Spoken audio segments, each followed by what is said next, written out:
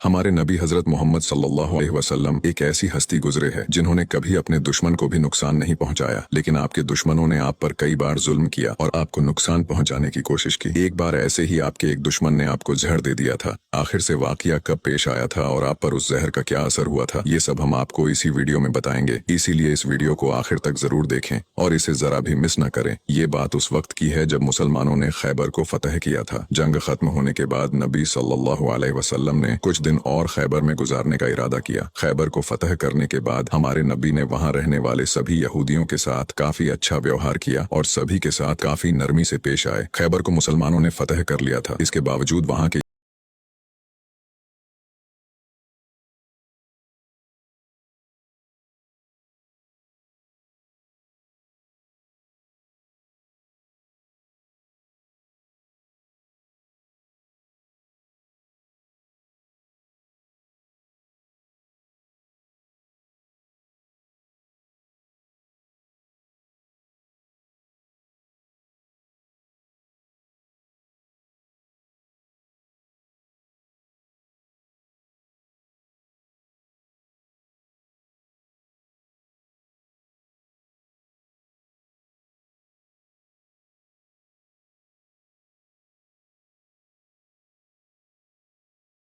जहर के बारे में हमारे नबी को उस जहर की बोटी ने ही खबरदार किया था। इस वाक़े के बाद उस औरत के साथ साथ उसके सभी साथियों से पूछताछ की गई तो उन्होंने न सिर्फ अपना गुनाह कबूल किया बल्कि ये भी कहा कि हमने आपके साथ ये इसलिए किया क्योंकि हम ये देखना चाहते थे कि आप अल्लाह के सच्चे नबी हैं या नहीं। अगर आप अल्लाह के सच्चे नबी हैं तो इस जहर का आप पर असर नहीं होगा, और अगर आप अल्लाह के नबी नहीं हैं तो हमें आपसे छुटकारा मिलेगा। ये बात तो सब जानते हैं कि हमारे नबी ने कभी किसी से बदला नहीं लिया, जबकि आप पर कई बार बहुत जुल्म किया गया जिसके बारे में कोई सोच भी नहीं सकता। लेकिन जब उस जहर की वजह से आपके सहाबा की शहादत हुई थी तो कानून के मुताबिक उस औरत को भी कत्ल कर दिया गया। लेकिन कुछ रिवायतों में आता है कि उस औरत ने खुदकुशी कर ली थी, वही कुछ रिवायतों में कहा जाता है कि उस औरत को माफ कर दिया गया था। इस बारे में कई मुफस्सरीन अपनी अलग अलग राय रखते हैं। एक हदीस में हजरत आयशा फरमाती है कि जब नबी सल्लल्लाहु अलैहि वसल्लम की जिंदगी के आखिरी दिन चल रहे थे और आप बीमार रहा करते थे, उस समय आप कहा करते थे कि खैबर में जो मैंने जहर से मिले हुए गोश्त का टुकड़ा खाया था उसका दर्द मैं आज भी महसूस कर सकता हूँ। ये बात कई किताबों से साबित है कि उस जहर का असर हमारे नबी के आखिरी दिनों में देखा गया था और इसी जहर के असर ने आपकी वफात में एक अहम किरदार अदा दिया था।